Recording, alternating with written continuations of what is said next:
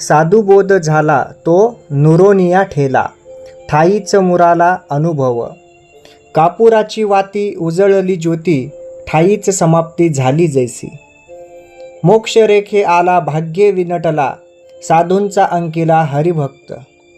ज्ञानदेवा गोडी संगती सज्जनी, हरी दिसे जनीवनी आत्मतत्वे.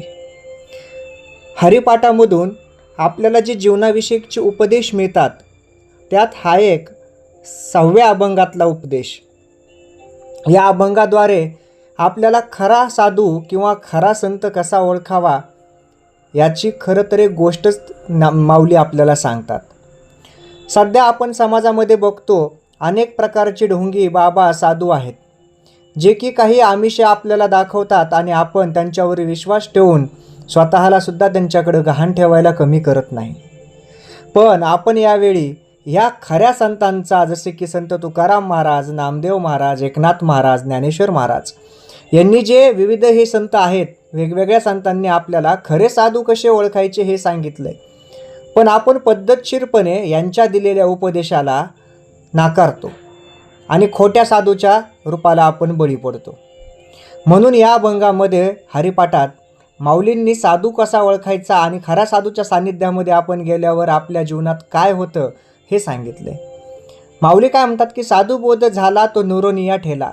ज्याला खरंच चांगल्या साधूचा किंवा संतांचा बोध होतो, जाणीव होती, आणि जेव्हा असा शिष्य हा त्या साधूच्या तालमीमध्ये पटशिष्य म्हणून तिथं उदयास येतो, त्यावेळी त्याच्याकडं काहीच राहत नाही. म्हणजेच काय की सर्व असून देखील त्याच्याकडे राहत नाही. म्हणजेच तो निरोनिया ठेला, म्हणजे न उरून राहिला, उरलाही नाही पण राहिला.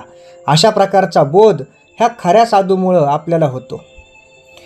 आणि ह्याच साधूच्यामुळं आपल्याला खरा अनुभव काय असतो हे आपल्या अंगामध्ये पूर्णपणे मुरल्या जातो.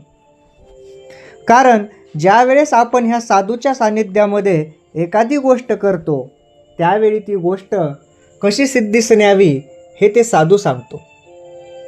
म्हणून आपल्याला ईश्वर प्राप्तीनंतर काय उरणार आहे आपल्या आयुष्यात, कारण ईश्वर प्राप्त झाल्यानंतर शेवट काहीच राहत नाही.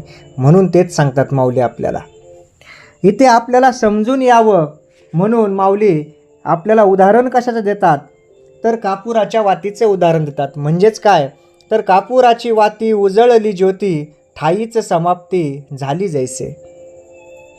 म्हणजे जेव्हा खऱ्या साधूसोबत आपला आत्मबोध होत असतो तेव्हा खरा साधू आपल्या सन्मार्गाने चालणाऱ्या, नम्रतेने सर्व गोष्टींचा सारासार विचार करून जगाच्या कल्याणासाठी स्वतःला वाहून घेत साधूचं सांगितलेले नियम किंवा साधूंनी आपलेलं आचरण हे जीवनामध्ये कटाक्षानं पाळतो आणि अंगीकारतो. अशा शिष्याला, अशा सतसत बोध असलेल्या शिष्याला जेव्हा साधू आपली महती दाखवून द्यायचा प्रयत्न करतो, ही महती म्हणजे कोणती महती की शिष्याच्या अंगातील जे गुण असतात ते गुण जेव्हा हा साधू दाखवून देतो तेव्हा शिष्याची अवस्था म्हणजे साधू आणि शिष्य यांची कापरासारखी असते. म्हणजे जसा कापूर आपण अग्नीच्या संपर्कात ठेवला तर कापूस लगेच पेट घेतो आणि कालांतरानं तो अग्नी देखील शांत होतो. म्हणजेच काय की जेव्हा सर्वच भाव त्याच्यामधले अहंकाराचे गळून निघून जातात तेव्हा साधू आणि तो शिष्य ह्या दोघांचंही काही उरत नाही. अशा प्रकारे हे न राहून म्हणजे न उरता देखील राहिलेले असतात. कारण ईश्वर जर बघायचा असेल तर आपल्याला हे इंद्रियांची गरज लागत नाही. जशी एखादी गोष्ट पाहण्यासाठी आपल्याला डोळे, कान, नाक या गोष्टी लागतात, म्हणजे त्याचा स्पर्श लागतो, आवाज ऐकावा वाटतो, डोळ्यानं पाहावं वाटतं. पण या सर्व इंद्रियांच्या पलीकडे जाऊन आपण जेव्हा एखादी गोष्ट पाहतो त्यावेळेस ती गोष्ट म्हणजे ईश्वरच असते. कारण ईश्वरच ह्या सर्व ज्ञानेंद्रियांपासून आपल्याला वेगळा पाहण्याची गरज असते.